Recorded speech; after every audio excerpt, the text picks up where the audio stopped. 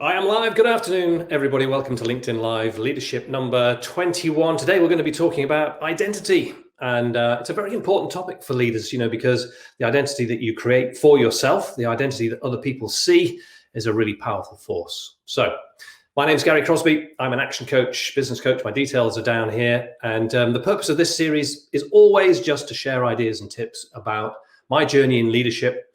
I joined the Air Force for 8 years and stayed for 31 years. So there's lots of stories to tell there. Some time in the corporate world as well. And then in the last 3 years, in and around Peterborough, coaching business owners, not just on the business of business, but also on themselves and how they make that journey towards being a leader as well. So go into the comments. Let me know where you're coming in from. Let me know what you think about what you hear. If there's something interesting, tag somebody in. This is all available on YouTube later, so you can catch up there, along with the other 20 videos from this series as well.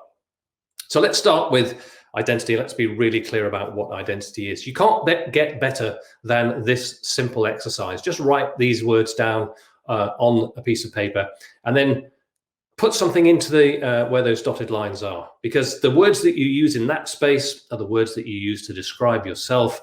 They form your identity. If you're going to write that you're confident and resourceful and committed and driven and focused, then out there in the real world, you're going to be like that. Brad Sugars, he's the founder of Action Coach, and he always says it's what you say to yourself, about yourself, when you're by yourself, that actually is one of the most powerful forces in your life. And I do actually believe that, because if you're writing in this list, I'm not sure I belong here, I'm not sure I'm good enough, or anything that could be construed as negative, then clearly that's an identity that you've got for yourself, which is going to come out. I'm a bit of a procrastinator. I sometimes don't take decisions as quickly as I should. Those kind of things will convey themselves into your life. So try this exercise now. Maybe after we've done the model that you're about to see, then that will change the way you think about the words that you can use in here. All right. So the model I'm going to show you is a simple one that we use a lot in Action Coach. We call it the identity iceberg. There's lots of variations of this. You may have seen this in different forms in different places. And the iceberg model, the idea that we're looking at something that is visible and something that's hidden, is common across many disciplines. But we use it for this. And I think it's a good model, because just think about meeting a new employee or a new work colleague, or going to a networking event and meeting someone that you've not seen before. How are you going to form your opinions of those individuals? Well, over a period of time, you're probably going to see things like the actions that they take, the behaviors that they're exhibiting, and some of the decision-making processes and the decisions that they take. Those are the things that you can see. You'd be able to see them in me if we were having a workshop or something like that.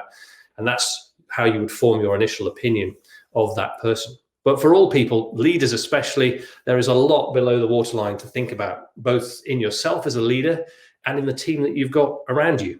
So I just want to run through these so you can see some examples of how this model applies and gets you really thinking about your identity as a leader. So the first thing below the waterline is skills, right? And in a workshop, I might be asking questions like, is there anybody here who can play the piano? Yeah, is there anybody here who's ever had a piece of work published in a magazine? Is there anybody here who's got some kind of skill that we wouldn't know about? Maybe you were a great high-achieving sports person in a previous part of your career or life. Yeah, these skills fall below the waterline. We won't know about them until we know people a little bit better, when those things start to get revealed. I had a networking one-to-one with somebody this morning who revealed that she's studying for a doctorate. What a great skill that she's adding to the portfolio. And that's the good thing about this, is that just below the waterline, you can make some big changes here. I want you just to ask yourself a really simple question. So what skill, if I acquired it, or if I improved upon it, if you've got some of it already, would make the biggest difference to me, either in my life or in my business, or specifically as a leader? Because as soon as you start to identify those things, the good news is that even old dogs can learn new tricks, and you can fill that skills gap that you've got. As you change your skills, you will change your overall identity, because people will start to see you in a slightly different way. You've got more relevant, more useful skills. Second thing below the waterline is the beliefs. Now, these are very powerful, and there are a lot of professionals out there who would tell you a lot about limiting beliefs. My view is that what you believe is equally important as your identity, because it forms part of how you will approach the world. So if you believe the world is flat, if you believe the moon landings were fake, If you believe you're not good enough, if you believe you don't belong, if you don't believe your chances of success are very high, then those are going to, again, manifest themselves out there in the real world. Let me give you a good example, right? I'm running a workshop back in 2019. It's a business planning workshop, people putting together a plan for the coming 90 days in their business. And there's a lady there who runs a training company, and she says, over January and February, I would expect revenue to fall because the business is always quiet at that time of year. And I said to her, is that what you believe? Is that your belief? Well, yeah, but it's backed up by the facts. Across the room, someone said, well, look, I work in a big corporation, and the training that you're providing, we use that training all year long. The training courses are run every single month. They never stop. And the good thing about beliefs is that sometimes in the light of new evidence that a large corporation does actually need that training in January and February, then that person can change their belief. Because what's the downside of believing that you're always going to be quiet in January and February? Well, you might not market so enthusiastically. You might not spend so much on marketing. You're expecting, believing that it's going to be quiet.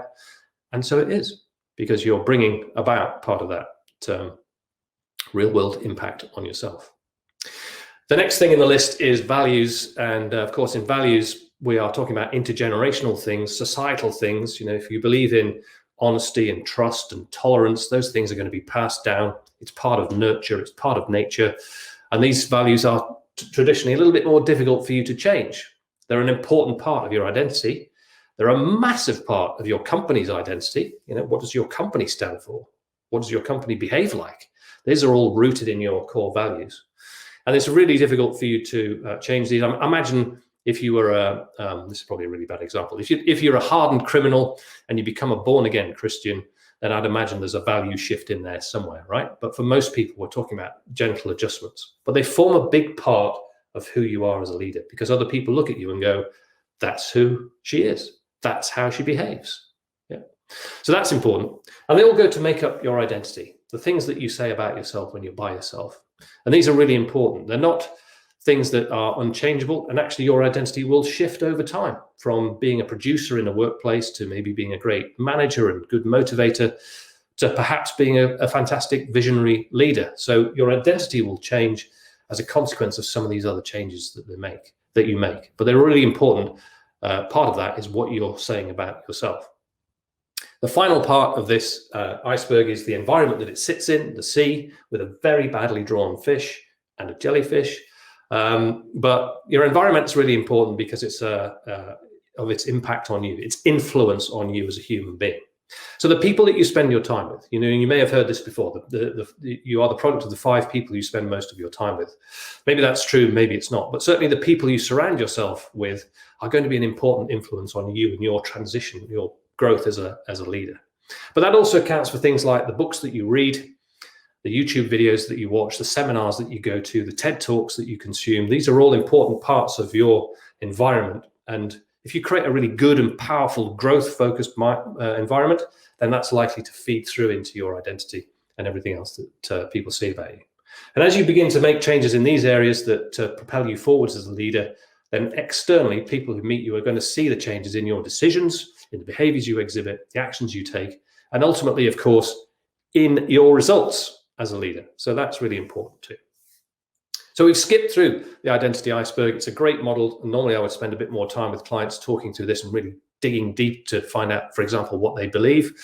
So there is the identity iceberg. It's really, really useful. And I hope you'll reflect on it. When you do, then forget to go back and just get that piece of paper out and talk to yourself about yourself when you're by yourself and see what comes out on this list.